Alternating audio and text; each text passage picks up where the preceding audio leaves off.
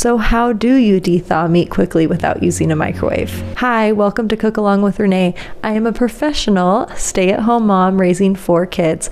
I've been homemaking now for 10 years, and I've learned a thing or two along the way, and I would like to share what I've learned with you. Today we're talking about dethawing meat without using a microwave. Now, like most Americans, I grew up using a microwave. My mom used one, my dad, my sisters, everyone. And I watched my mom through my childhood defrosting meat. Especially, I loved when she would get out the big pack of ground beef from Costco and get it all ready, put it on the defrost setting, and she was going to use it for spaghetti. So that's how I learned. But because I learned how to dethaw meat using a microwave, I had a lot of mishaps along the way when I learned that I didn't know how to dethaw meat without using a microwave. I had a lot of late dinners. I had some giblet whole chicken bag situations that I'll tell you about in a little bit. And I had a lot of undercooked, half frozen meat. And I'm sure you've been there too, even maybe with a microwave. So you may be wondering, well, what are the first steps? The first step is knowledge, my friend, and we're going to talk about the meats that take the smallest amount of time to dethaw when you're in that really tight pinch, you're in a hurry, and you need something fast. We're going to work our way down to things that take a little more planning, a little more effort, but are definitely doable. So the first on the list of fastest to dethaw is the tried and true sausages and hot dogs, and really easy to do. The next thing we have is ground meat. So everything ground beef, ground chicken, ground pork, you name it. If it's ground, it's number 2. The third one that we have on the list is boneless chicken thighs, and then we have boneless chicken breasts after that. Then we have your smaller pork cuts without bones, so smaller pork tenderloin, your pork chops, anything without a bone that's slightly small will work in this situation. Next, you have all the chicken that has the bones inside of them. Not a full chicken, mind you. These are your drumsticks, your breasts with the chicken, like the ribs on the inside, and your chicken thighs with the bone in. The only exception to this would be wings. I'd put wings maybe up by the pork. So if you have little wings for a party or something, those are not going to take as long to dethaw as a whole chicken breast with the bone in it.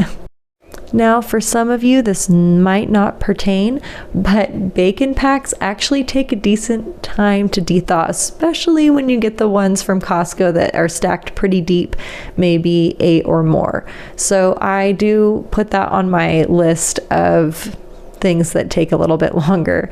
Now, the next step up from that, so the things that are going to take you the longest are going to be chickens, roasts, big roast. I'm talking chuck roast, maybe with a bone in, maybe rump roast, and then prime ribs, and then you have the ultimate dethaw without a microwave. And most people, I don't know if people use microwave with turkeys. I don't know if my mom ever has, but turkey is the number 1 most difficult, longest meat to dethaw unless you're like cooking half an animal on a spit. Okay, cool. So now you have the list of things that dethaw fast. But say, how do you dethaw them? Well, the first thing that I like to do with the top list, probably from hot dogs all the way down to about your pork tenderloins, is I like to use a hot water bath. So all you need is a bowl and some hot water, and of course your frozen meat too. So you're just going to want something like this to hold your meat in, and you want to make sure it's a bowl that fits whatever type of meat pack you have, be it hot dogs, or maybe it's a big pack of, chicken thighs. So whatever it is, make sure you fill it with hot water, and you're just going to submerge your meat. I usually like to have it in the wrappers or in a Ziploc bag right into this hot water. Now, you might be worrying about bacteria, and that's okay because the meat's still going to be frozen for the most part. It's going to have a little bit of frozenness when you cook it. We'll talk about that in a bit, but you're going to just let it sit in that hot water while you prep, maybe for 10-15 minutes. You're going to quickly dump out that hot water, and then you're going to refill it with hot water. Now, usually by this time, after the next 10 minutes, I'm ready to go. Now you may be asking yourself, but Renee, how can you do that if it's frozen? It won't cook properly. Well, it will. Sausages, you can even just throw those frozen pretty much just right on a grill. Think morning breakfast sausages.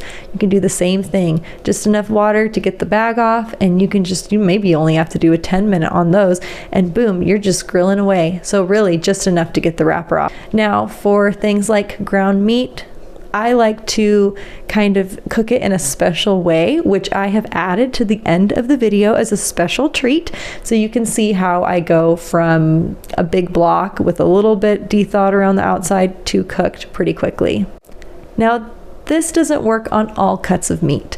For example, I learned this the hard way.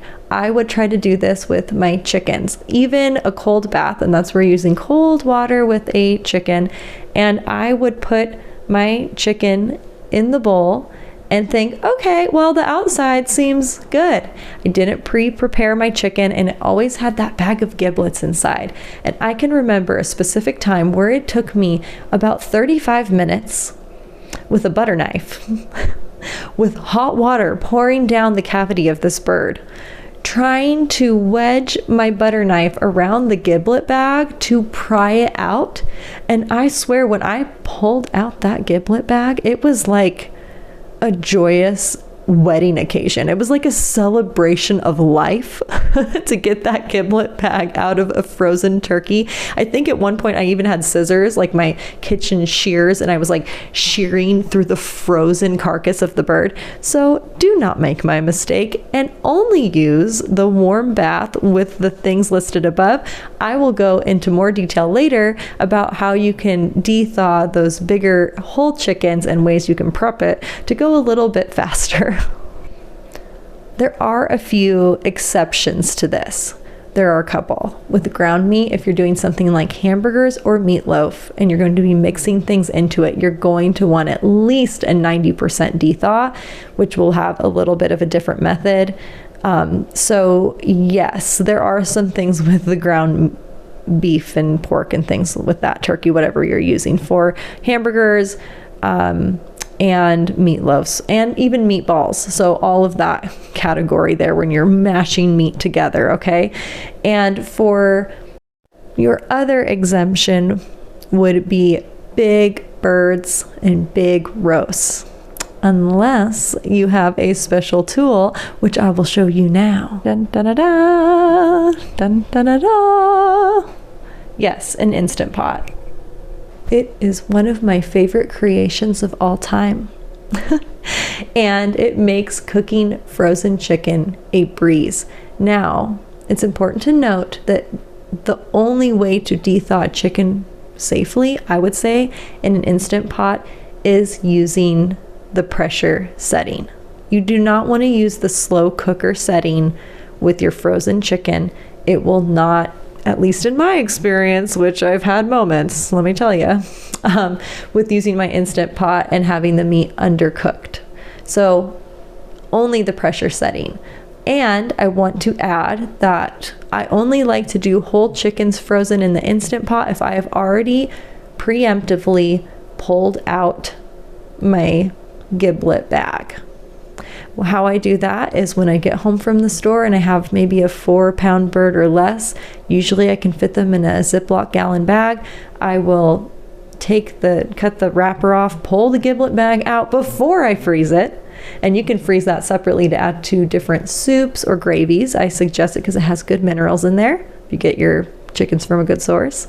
And you can just put that whole bird in the Ziploc bag and then just pull it right out, and you can plop it right into the Instant Pot. There is no cutting of chickens involved in this situation. Now, my last and final tip before I get to the example of dethawing my ground beef is preparation. And I am not good at preparing for future situations, but I've had to get better at it because I have 4 children, and that's just something that you get better at the more kids you have or the longer you're a parent who has a really busy schedule.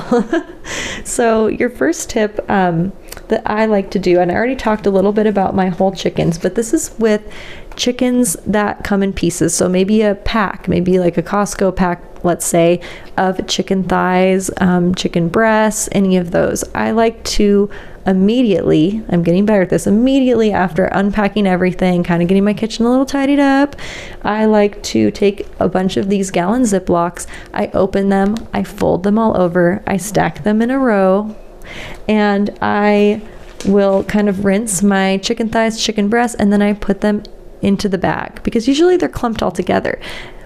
And I don't like that. So I do that. I label them and then I lay them flat and I freeze them flat. Even if they're touching a little, that's okay because you can kind of break them apart.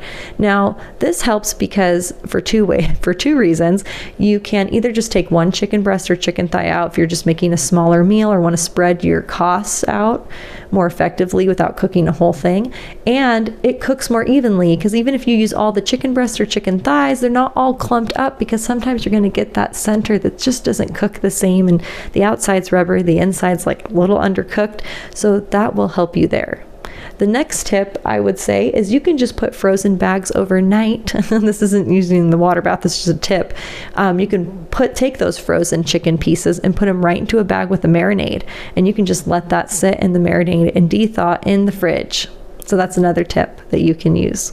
The last tip, and yes, most of it's dealing with chicken, I have a love for chicken, is every month I cook 2 full chickens rotisserie style in my oven. I roast them, and then one we eat for a meal, and then the other one I save a little leftovers maybe for lunch, and then all the rest of it goes into these little quart-sized bags. I label them, I lay them flat. I have a thing with laying and freezing things flat. As you can see, the storage is much better, much easier to dethaw. It's not all bulked down in the bottom. And this can dethaw just as fast because it is already cooked as your hot dog. So I use this a lot and I do it every month, and usually a month gets me about, I don't know, I use 6 bags in about a month. This is another emergency situation thing that I have going. I pre-filmed a video of me yesterday making some ground beef in an emergency type situation, and it was frozen. So you can watch me go through all of the steps on how to get your frozen beef, because I know that's something most people have, to get that frozen beef ready to cook and add to a recipe. So you just put the meat in there and then you just wait 10 to 15 minutes if you're really in a hurry, and dump that cold water out, and then you're just going to add hot water right back into it, and you just keep doing this cycle until it gets, you can feel it squish a little.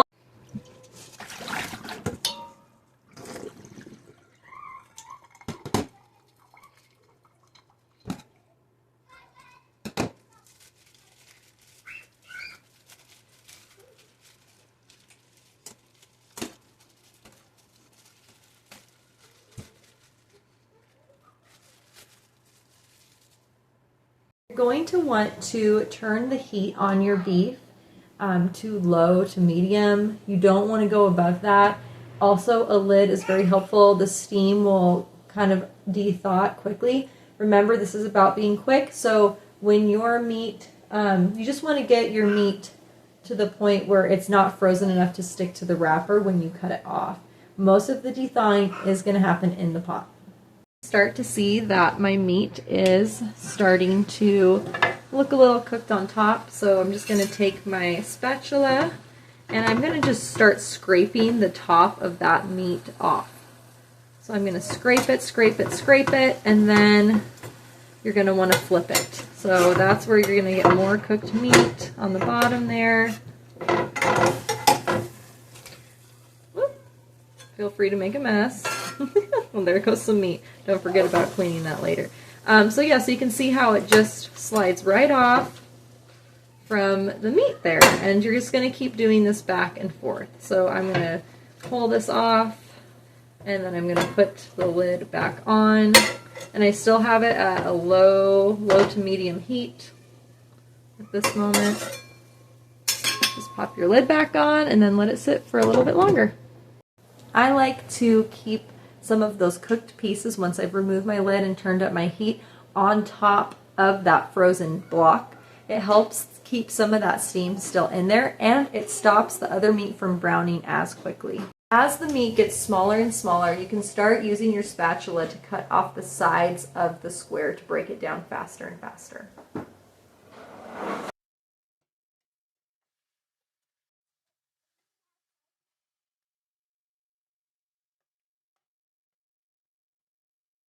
Once your meat is fully cooked, you're going to want to keep it on high and just make sure you kind of give it a really good stir. Check for any pieces that might still have a little red to them. Even if there's a teeny bit of pink and you get your meat from a good source, you don't have to worry about that.